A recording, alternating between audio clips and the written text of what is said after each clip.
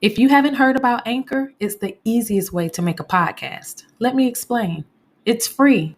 You heard me, it's free. What's better than that, right?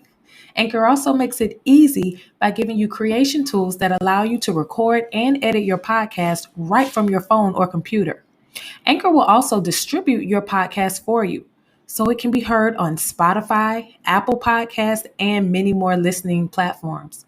Best of all, you can make money from your podcast with no minimum listenership. It's everything you need to make a podcast in one place. Download the free Anchor app or go to anchor.fm to get started so that your voice can be heard.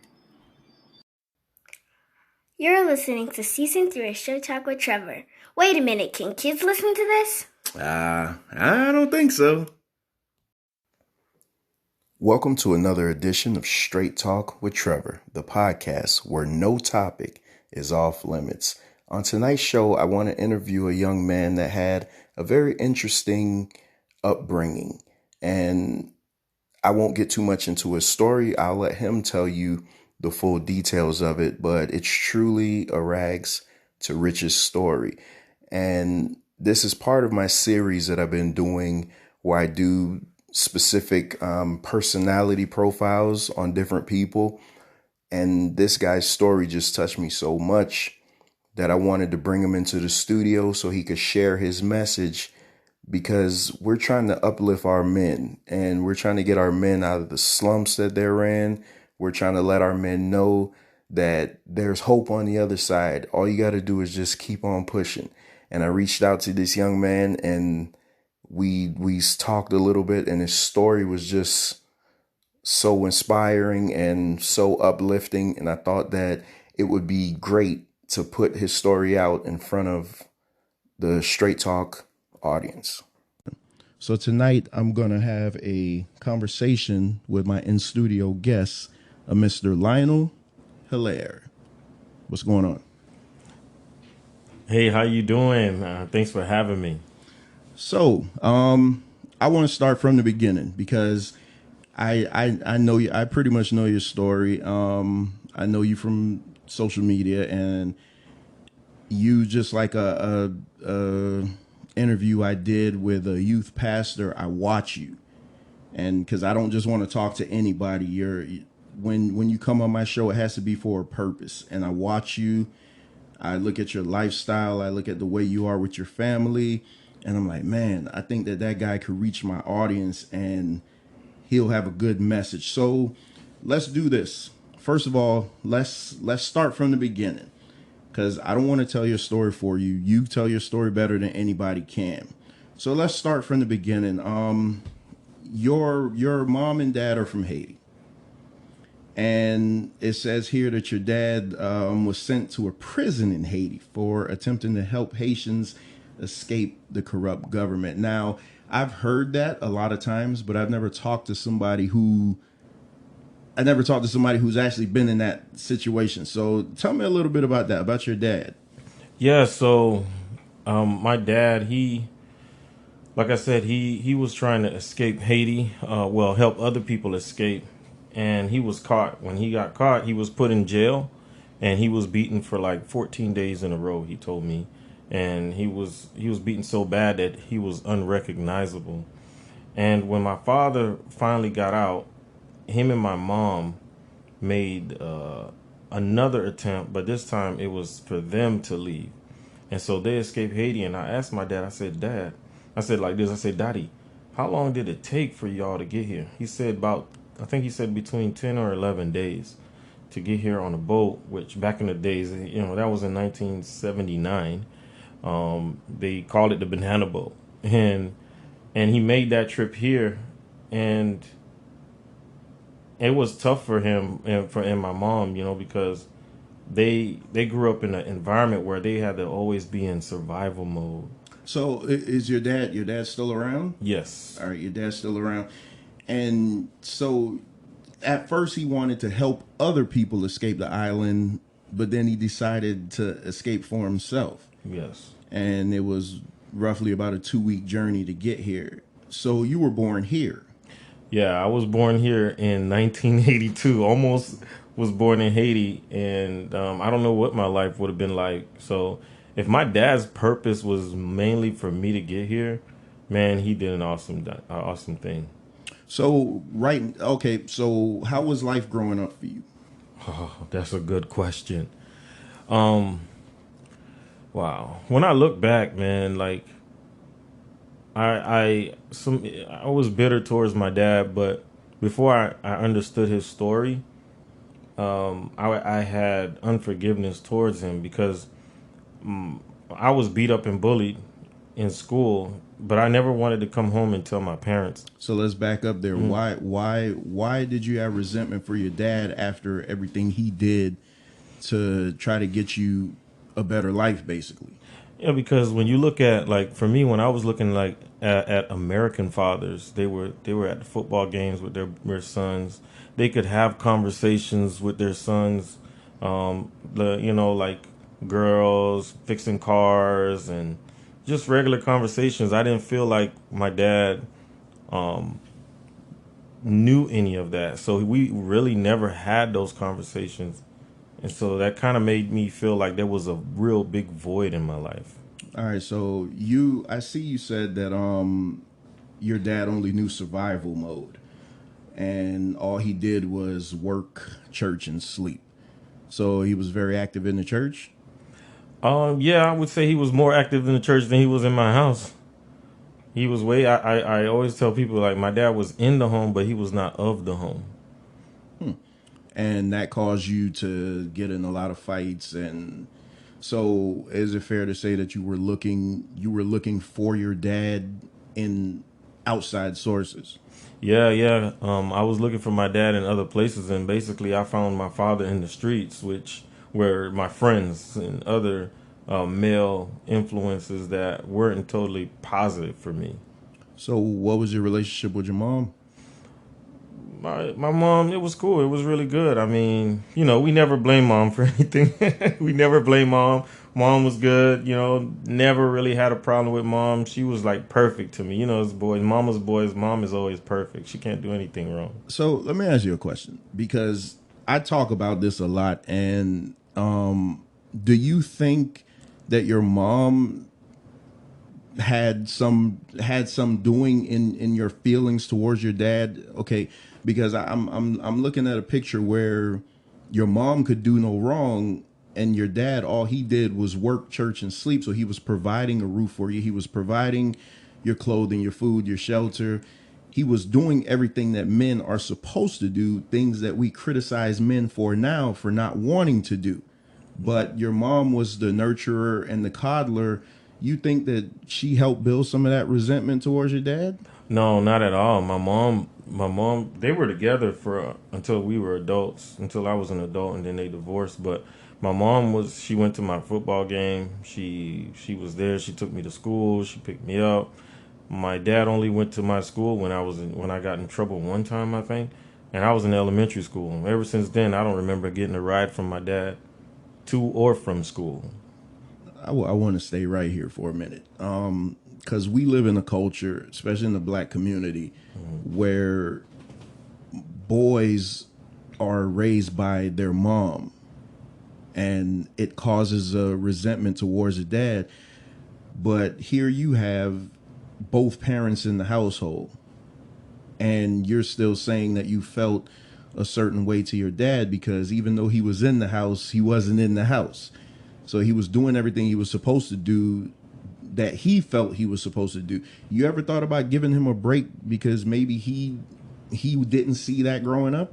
Yeah, later in life when I matured, but my dad, like, I think to myself and I say to other people, my dad did the best he knew how, but what he knew how wasn't good enough for me, you know? And so later I forgave him because I realized that he had a good heart, he had good intentions, but he just lacked information, he lacked knowledge. And so that's what I wanted to make sure I don't do with my children. I evaluate myself and I learn how to do it without beating myself up and not being so hard on myself. So as a child, how long were you in the house for with your dad? How long were you in the house with? with your dad for? I would say 19 years. So you were in the house for 19 years with your dad. Did you ever go hungry? No. Did you ever go without food, clothing? No. All right, I just wanted to put that out there because Yeah. I think and again I was born in the 80s. I was born in 1980, and I'm Jamaican. My dad's from Jamaica. He came over here. I want to say in the 70s. I came to this country. I want to say in like 82, from what I hear. And I never went hungry, never went without food and everything. But me, like you, I wish my dad was there at the games. I wish I remember running track in middle school, looking over, and my dad was never there. I remember playing football, my dad was never there, but my dad he made sure the lights stayed on. He made sure we never went hungry. So I don't want to beat up on dad and not tell the other story, because as I'm older now, 40-year-old man, I realize that maybe they never saw an example of what a dad should be. So let's continue.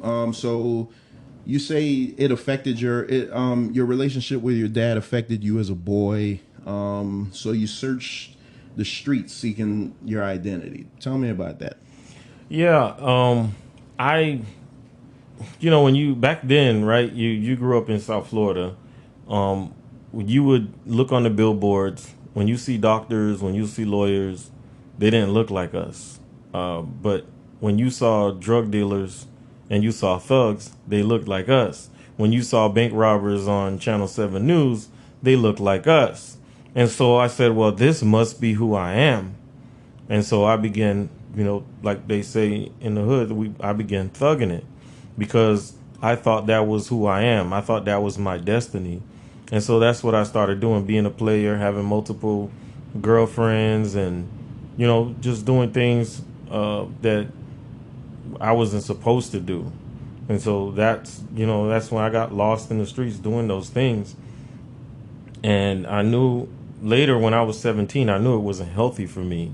I saw some of my friends passing away, and I began to fall in depression because I was like, I'm going to die. I just really believed when I was 17 that I was going to die. So your gang is what's giving you this, your support system, basically. So what kind of kid were you in school? That's a good question. I seek for a lot of attention. My grades were very poor, especially in middle school. I was beat up and bullied because I looked like a Haitian. That back then in the 90s, you looked like a Haitian, in Broward County, you were getting beat up. And so I didn't go to school. I was always at the beach, Fort Lauderdale Beach, with like 20 of my friends. And we would leave there because at the middle school we were at, they weren't supporting us. They didn't care. So they were seemed like they were with the regular American kids and not with the Haitians. And so I had failing grades, all Fs throughout middle school. So let me ask you a question, because I had this conversation today, and the person I was talking to, in the middle of the conversation, I stopped and I asked them a question. I said, what if growing up, if your dad would have just gave you a hug? Yeah. Like, what if, because growing up, I'm going to tell you a story later, but growing up, again, island parents, they think that all they have to do is feed you, provide shelter for you and everything like that, and their job is done. They don't think about the emotional support that we're lacking. What if during those 19 years of being in the house with your dad, he would have said, you know what, Lionel, I love you, and gave you a hug? How do you think things would have went then? Man, I would have been a way better person, because the only time my dad told me he loved me was when I was in trouble. And so really what the soul looks is to hear that again. And so naturally, for me to hear that again, I need to get in trouble so I can hear that. And I make sure I don't do that with my son and my kids. All right, so let's go here now. So you're getting in trouble. You ever been in jail? Yeah, for not long at all, just a couple days. But you were arrested. So Right. and all this is stemming from it all. We could all point this back to the lack of relationship with your dad. Right. So now you say you had multiple girlfriends and things like that, because what we do as men, we look for that emotional support that we're lacking. We look for it in the bed, pretty much. So I mean, it's what it is. It's a character flaw of ours, but that's what we do. So how old were you when you got married? I was 23.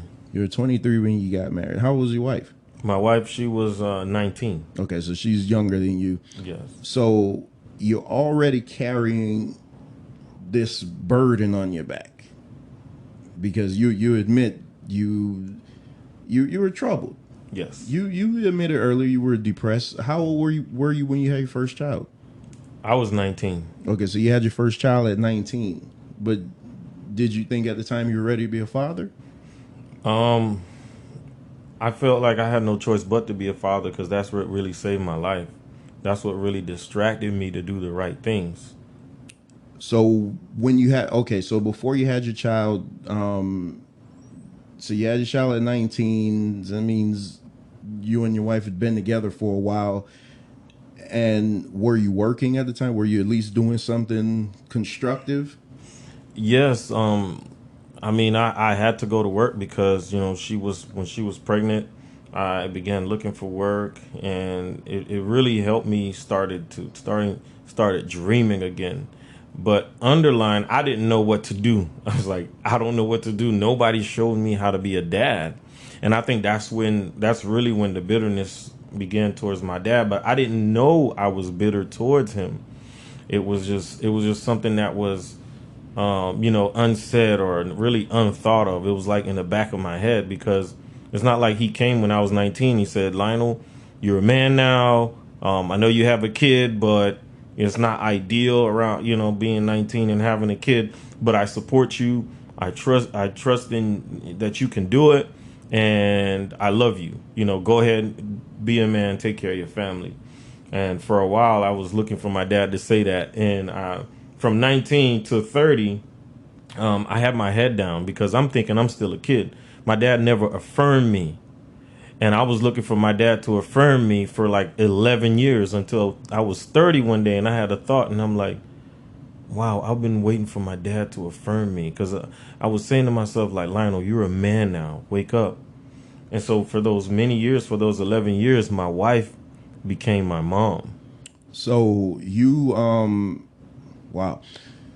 So when you had your first child, you weren't living at home. Yes, I was living at home. Oh, you Yeah, were. yeah. I was living. Well, my mom and my dad, they separated and got divorced, and I was living with my mom. Okay. Yeah, So at least you had your mom. You had your mom to help out. But you said something important there. You said that you were looking for that affirmation from your dad. And again, I got to go here because there's a lot of young boys out there, and we'll get to what you do now. But there's a lot of young boys out there that are seeking that affirmation. If they had their dads to just say, "Son, I believe in you. I see the king in you," just something, it would put them on the right course. So your first child was son or daughter? daughter. So you had your daughter. You had a daughter first. So now where do we go from here? So you had one child. So, when do you guys get married? We got married in 2005. So I mean, how old were you? I was 23. She was 19. Okay, so you married her when she had the baby. I married her after our second child. Okay, after the 2nd child. And so now you have two kids. And do you feel like a man yet? I feel great. I feel great today because Well, I mean, at that time. Yeah, at that time. Okay. No. I was 21, I think, when Chelsea was born. 21, 22. Yeah, 21. And then at 23 we got married. Yeah. No, I didn't feel like a man. So you're married with two kids. You're working every day, paying bills, but you still don't feel like a man. No. When did the third child come? Third child came in 2006, a year after we got married. A year after. Yeah. So did you feel like a man then? No, I didn't. You have another child. I have another child at 30. And okay, so one thing we could establish, you're a baby making machine. Let's establish that first of all. We had no TV. Yeah. You're a baby making machine, I'll tell you that. Yeah. So okay, so now you're having all these kids, you're married, and now you must feel like a man now. Yeah, 30 is when my eyes began to open. I think that's when my wife was pregnant with our son LJ. And I had to have an awakening, because if I didn't, I would have repeated the cycle of being in the home but not of the home, not being present. And I call it the third P, the three Ps. Now, the three things the third P that I believe my dad needed was one that was vital. Yes, he paid the bills. Society taught black men to protect and provide. They say, hey, you got to protect, you got to provide. So my dad, he protected. He was in the home. So there was a male figure there. They say provide. Yes, he provided, he paid the bills, and he put a roof over our head. But my dad missed the third P. And before you give me the third P, there's a line in your bio that just keeps sticking out to me. And it says, for years, my wife was my mother. She took care of me and the kids. Only thing I did was work and pay bills. But she made every adult decision in our home. Tell me what that's about. Well, I think trauma and eating unhealthy foods in the black community causes us brain fog. And then we lack information and lack nurturing. So those things beat down on black men mentally, emotionally, and physically, but mostly emotionally and mentally. And so when we're down like this, we can't think straight. We don't think right. We only react based on what we were taught or what we believe is right. And so now we're almost like animals, where we react off from fear, and we try to defend ourselves in situations that don't really need it, that don't require it. So that caused your brain fog, caused you to turn your wife into your mom. Right, yeah, because I couldn't make any decisions. I didn't know what to do. I'm a new father. I knew that I needed to go to work. I knew that I had to pay some bills, and whatever she said, I'm doing it, because I lacked the knowledge and I lacked the information. Maybe I had the skill, but I didn't know I had it. I just wanted to do the right thing, because all I knew was to do wrong. All I knew was to, have multiple sex partners. All I knew was to be hanging out in the streets and just doing nothing, getting in trouble. That's all I knew. All right, so before you give us the third P, I want to know what was the breaking point? When did your father, first of all, when did you reach out to your father and say, hey, not in so many words, because I know you probably didn't say, hey, you're the reason why I am the way I am, but when did you guys have that confirmation, and how did that conversation, and how did that go? Well, you know what? My dad, he's old school. I think he's still in his ways. But last year I think it was around his birthday, we had some of my sisters over and myself, and my sisters were saying that, you guys need to come visit your dad more often. And she was kind of upset about that. And these are my half sisters, most of them, 9 out of 10 of them. So your dad, a baby making machine. My dad, yeah, I was saying to myself, no, you ain't met my dad. And so I told her, I said, look, it's not intentional.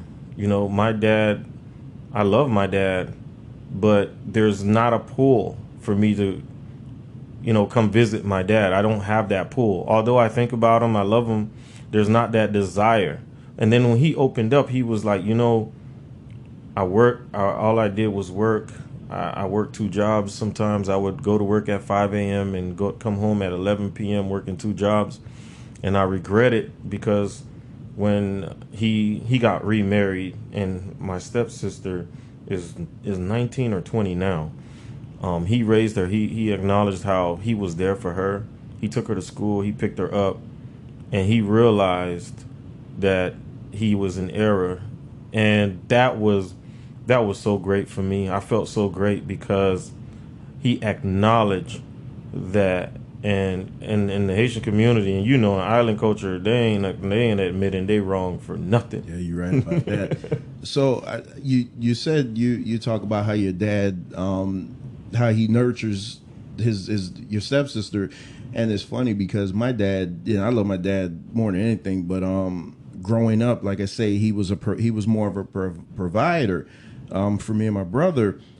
But now with my sister's 15 now, and like to see my dad with her, sometimes I look at that and I'm like, damn, man, I wish you were like that with us, But as an adult now, I realize maybe he didn't know how to be.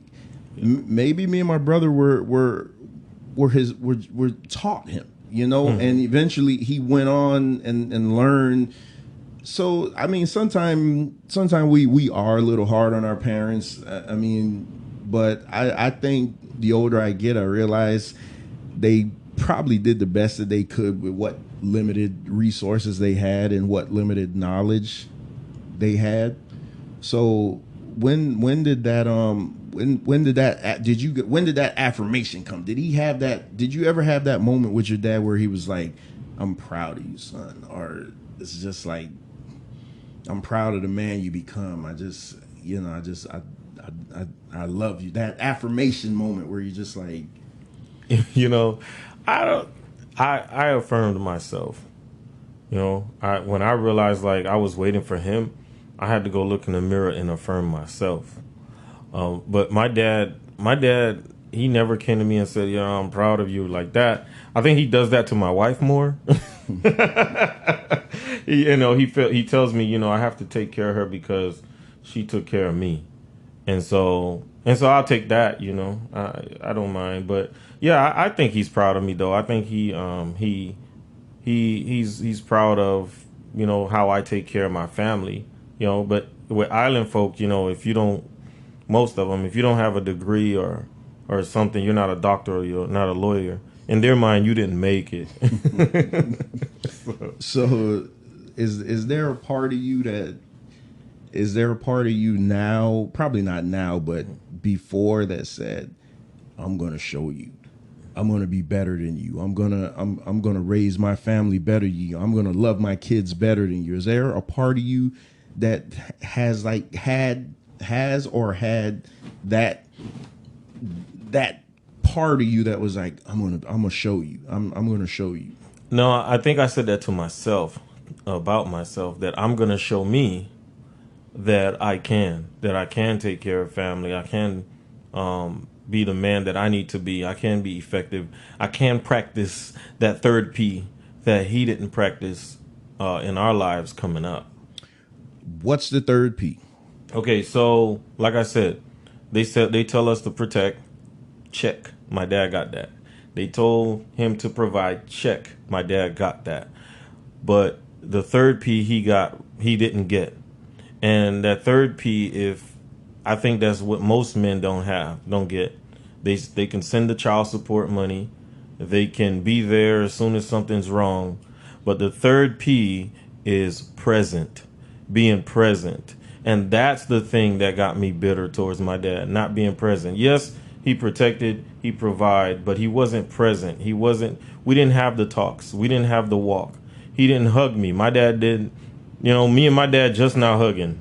He didn't hug me then. And now I reach out and I hug him when I see him, because I need to show myself that I forgive him and I love him, because that's the most effective way for me to to be effective in my kids' life, my wife's life, my own life, and the lives that I believe I was called to serve. So I can't believe we're almost 30 minutes in the show and I didn't bring this up. But I'm going to do it now. So guess what? Trevor's going to talk about the Lord. So what's your spiritual walk like? Are you a believer or what? Yeah, I believe that Jesus Christ was God in the flesh. I believe that he's that he is who he said he is, who the word says he is, and I believe if it wasn't for him, that I'd be doomed, and if it wasn't for God's word, I would have. I mean, life would be pointless because when I was 12, I told God, I said, if you do not exist, then my life is pointless. It has no meaning, and that's what I said to myself. And then, He revealed Himself to me, and from then on, He gave me a vision too of family when I was 12, and that's what distracted me from depression and suicidal thoughts. So what do you say to somebody who says all that believing and your dad still didn't show you the love? Like, why couldn't Jesus make your dad show you the love that you yearn for? I mean, because the great thing I love about God is that He gives us free will, and God will never force Himself on us. I think people who say that stuff, they might force themselves or things that they want on other people, but God don't do that. He's a gentleman. There's a scripture that says that Christ said that I stand in the door and I knock. If any man shall hear me and open up the door, Right. then I'll come in. Right. But the enemy, he comes to kill, steal, and destroy. So he comes in areas of our lives to that have any crack in them. That's why it's important to heal from your present or your past, so there's no open door. There's no real to me, there's no real debate if God is real or not, or if Christ isn't real or not. We have all these religions, and I think that's what messed a lot of people's thoughts up about Christ, because God is not into religion. He's not into Catholic, Buddhism, and all that stuff. God is say, I am who I am, and Jesus only preached one message, and that was the kingdom of God, and that's the only thing that mainly, like, I think we should be talking about: the kingdom of God, the kingdom, because that's what Christ taught, and that's what He talked about. He didn't talk about the Pentecost. He didn't talk about Catholic. He didn't talk about all these other religions. All those things were man-made. See, so now you're walking down my alley, because I've been I can't say it enough. How I love the Most High God. I don't believe in church though. I just don't believe in organized religion. I just don't, because it's all made up. You can have 4,200 different denominations, but they can't agree on one doctrine. So that's where I stand. But I do believe in the Messiah and things like that. But so today, how's your relationship with your kids? Well, my relationship is really well. My relationship is good with my kids. Of course, like with my oldest, that's the one relationship I want to, like, really, if I can keep it real, really want to strengthen, because she got all the all the bad end of me as a father coming up, because I was a boy, coming up, having a child at 19. I'm still a teenager. So there was a lot I didn't know. There was a lot of mistakes I've made. But my daughter and I, we're cool. We're cool. That's the only thing I wish, that would be stronger. But me and my other 3 children, we're really close. But everybody lives in the house. So does it ever creep up in your mind, like, because the enemy is real, and these spirits are around there, does it ever creep up in your mind that one day you may make your kids feel the way your dad made you feel? Yeah, that was a big fear of mine, I've learned a lot of habits from my dad. And then when I realized that I don't have to do everything so spiritually deep, or I don't have to be overprotective of my kids, I just have to bring them up in the way that they should go, and just hope for the best for them and not really live in fear. So you have how many girls? Total, we have three. Okay, so you have three girls and just okay, LJ, one the Mm-hmm. junior. Okay. Mm-hmm. Oh, so you oh boy, so how is that raising three girls? I mean, I got an almost 7-year-old that thinks she's 20, so Yeah, I can man. Let me tell imagine. you, girls love their dad, but when if you, I think girls are awesome. You know, they bounce back from a lot of things faster than males do. Girls love their dad, but having three of them is it's fun in my house. It's funny in my house. It can get loud. It can get, but it's just fun in our house. I enjoy it, and but then everybody gets along pretty well. So I taught my girls. If you look them through my profile, like on Facebook, for example, you'll see if you go back, I've taken hundreds of pictures of my daughters together, and I taught them to be really tight. And I was really hard on them when they weren't there for one another, like in a fight or something like that. And so my girls stick really tight, and they all three of them came back to back, and my son came like years later.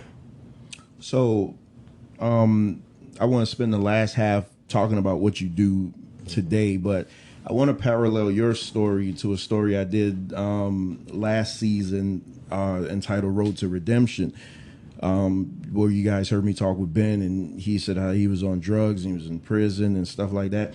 And the reason I do these personality profiles is because I want to talk to real people, real men just like me. They hurt, they they bleed. We all got to get up and deal with the stresses of life. But if you could hear these guys' stories, because believe it or not, we all go through the similar stuff, man. We all stress. We all think we don't get paid enough and stuff like that. We always don't feel our wives get having enough sex with us. It is what it is. We're men. That's just what it's going to be until the day we die. But I want these personality stories. I'm going to do a lot of them in season 3. I want them to really reach out, man, just to show you guys that it's hope. I mean, you could start at rock bottom. You could be at rock bottom. You could even be on the top and fall, but you could always get back up. You could always get back up, and that's why I want to drive these personality profiles home, man. Because I like I say, I watch these guys. Just like when I talk to the youth pastor, Pastor Shedrick. I watched him. I watched him. I watched how he moves. I watched his life. And I was like, man, this would be a perfect person to profile. And I watched this guy. We've been Facebook friends for a long time. And I don't think this is my first time ever seeing him in person. But I watch him and I'm like, man, this dude exemplifies raising 3 girls is not easy. I could imagine. You got 3 girls, you got a wife, and now you have a son who's going to require time also. And this guy's doing it, man. And I'm just going to go out on a limb. It's not easy. No. So, so if he can do it, I want his story to just serve as hope for somebody that's down in the dumps like, man, how am I going to make it? And that's why we're doing these personality profiles. Now today, you are a published author? Correct. 3 times. 3 times. Look at you. 3-time published author. See, I'm bringing you the big time guest here on Straight Talk with Trevor. So tell me, what do you, before we talk about your books, you have a heart to help men. You help young men overcome. And I'm assuming that's just based on the way that you were brought up. You want to use your story to help other men come up. So tell me about your first of all your books. Oh well, my first book caught me off guard. Well, I think the first two did. My first book caught me off guard because, like I said, I was coming up, raising my family, and really my wife was my mom, right, for so many years. And then one day, one year, my wife said, "Look, I'm gonna start vacationing." This was like 2015. She's like, "I'm gonna start vacationing, because I need time away." Mind you, for the 10 years we've been married, my wife, we haven't separated at all, more than 3 days. And so my wife said, "I'm going to a Joyce Meyer conference in St. Louis, Missouri." So I said, "All right, cool. I got this. I'll take care of them kids. This ain't nothing. I got this." And so when she left, the next day, I felt like I lost control of something. And a tear ran down my face. And I'm like, "What is this, bro? I'm okay. I'm fine." And then I had a thought, and I was like, go look up the symptoms of codependency. Something went wrong. Oh, please try that's again. My phone. Sorry. I looked up the symptoms of codependency. It was 10 symptoms, and I fit 7 of them. And I was like, "No, not me," But then we had a nonprofit organization that we were getting ready to launch. We were inspiring people, so I had considered myself in my mind, like, I'm not licensed or ordained or anything, but I was like, not preacher. And I went on my journey of discovering how can I overcome codependency and where it stemmed from. And I realized a lot of people was struggling with it, especially couples. We, codependency in a nutshell, to me, is us as you caring about what somebody else say, what they tell you to do, how you live life, and pretty much a sex addiction. And so or it's an addiction in towards another person. And so for me, it was sex. Like, I had to have it. I had to have it because I was broken, and it because if I didn't have it, I wouldn't feel whole. I wouldn't feel complete. I would feel, it's like a crackhead looking for that next hit. And so when I realized that, I was like, "Oh no, I got to do something about this." And that's where how to rescue yourself from rescuing others came about. Is 7 steps to getting happy, healthy, and healed. And that's when I wrote my first book. And where could that one be found? On Amazon. Yes. So, and you have 2 more. I have the second one came where my daughter, she was 18. No, she was 19. And her boyfriend was murdered in Fort Lauderdale.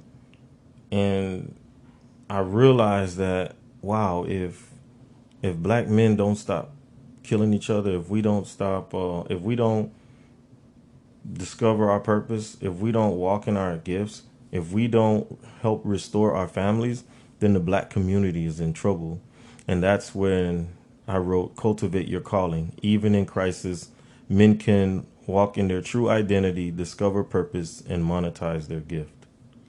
So let's stay right there for a little bit because my show has been censored. It doesn't matter what we talk about.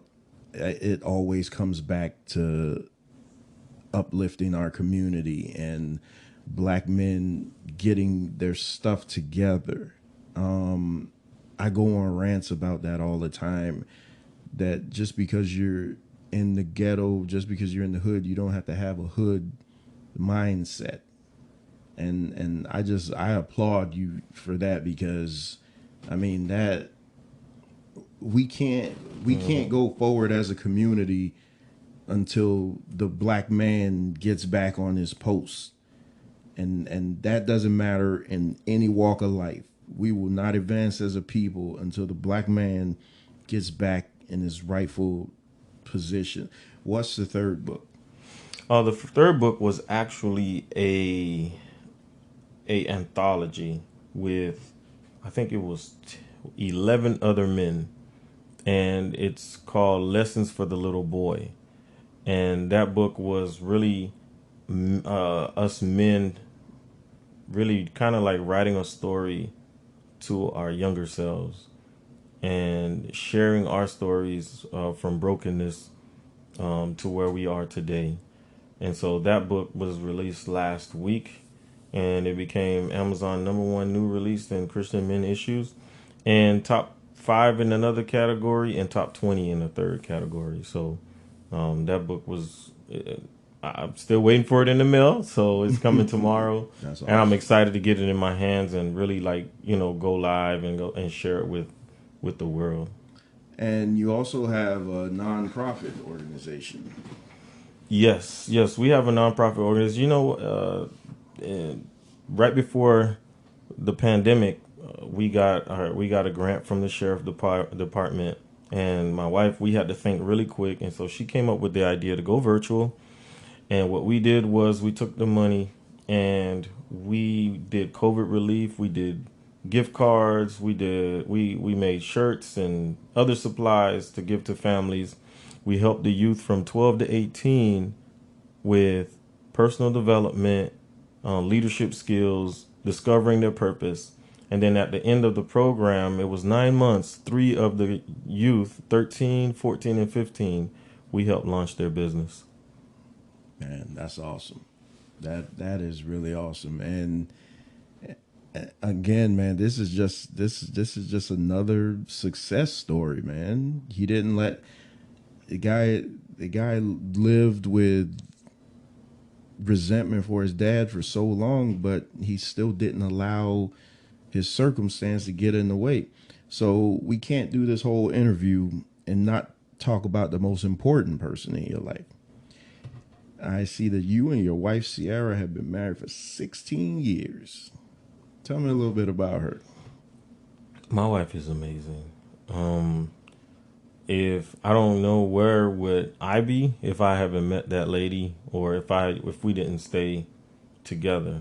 My wife is helped me realize that us men need to be protecting our black women.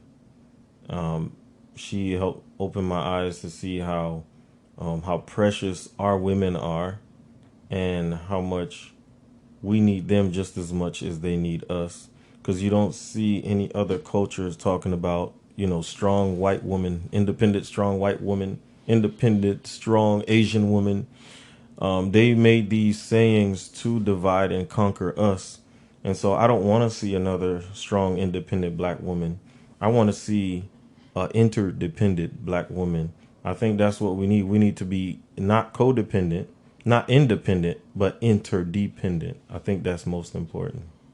Brother, I couldn't have said that any better. My goodness, I'm here to speak. I couldn't say that any better.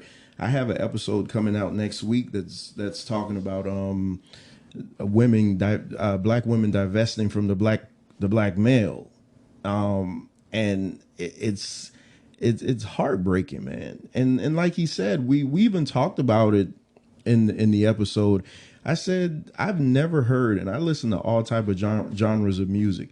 I've never heard white music, country music, any other race of people talk so bad about their women like our music does.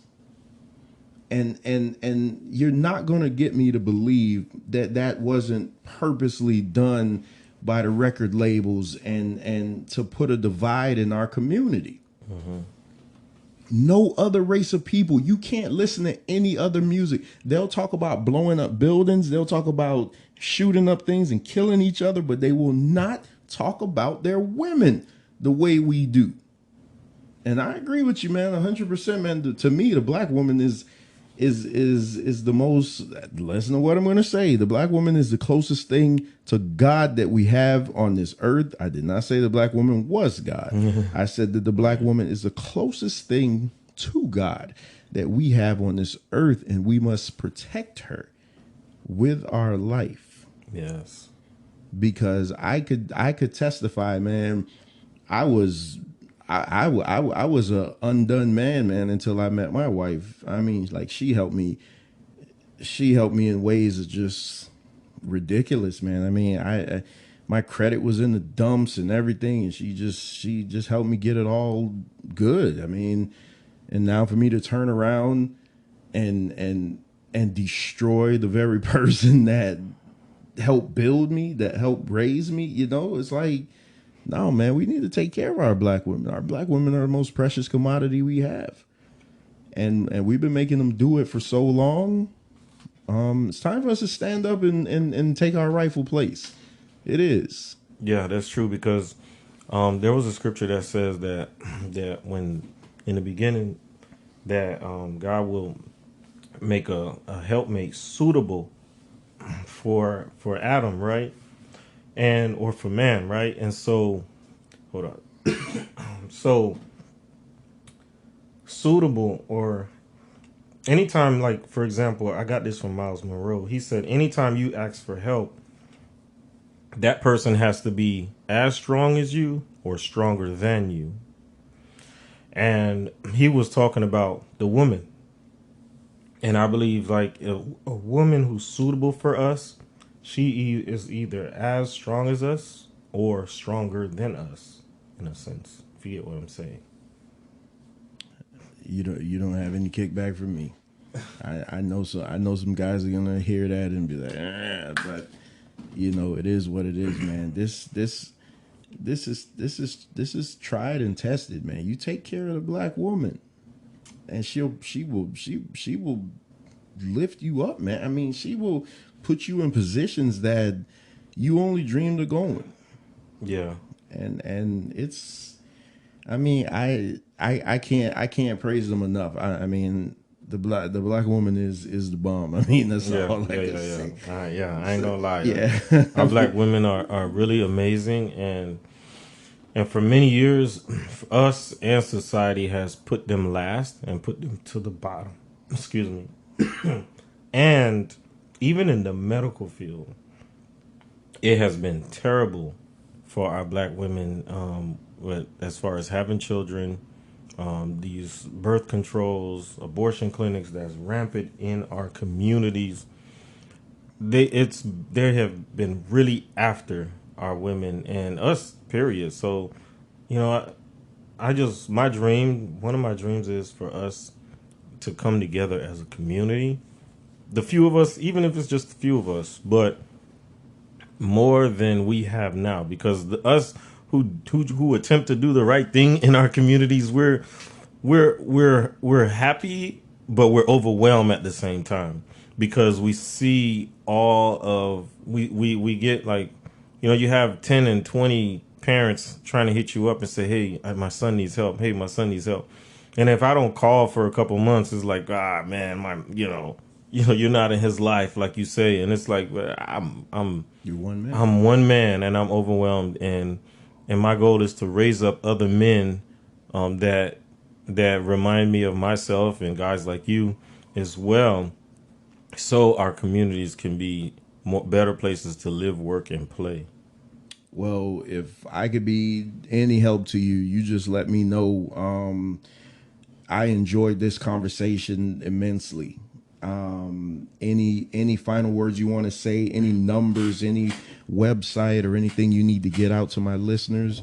You guys need to support this brother, man. Support this good work, man. We spend so much time supporting all the crap and all the negativity in this world, stuff that doesn't build our people up a lick.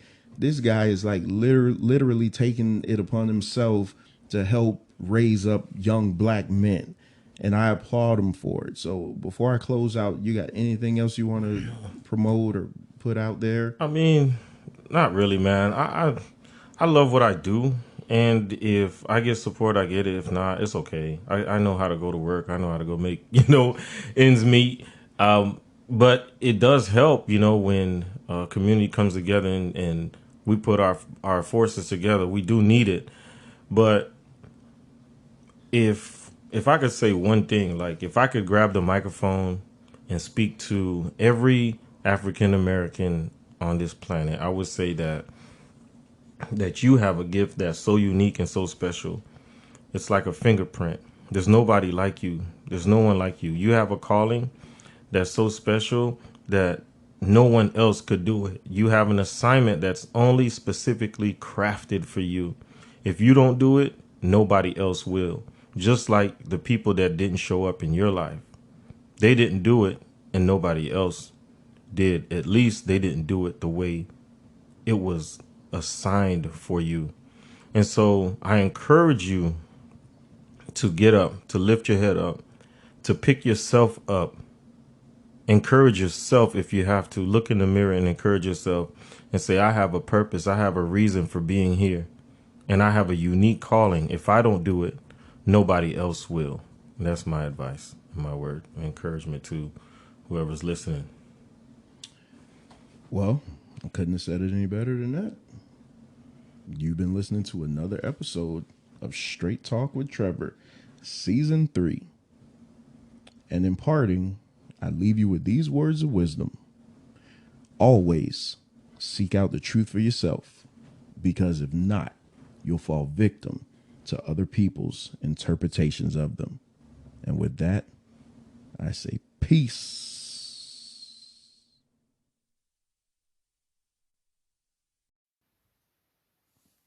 If you can't get enough of Straight Talk with Trevor, be sure to like our Facebook page.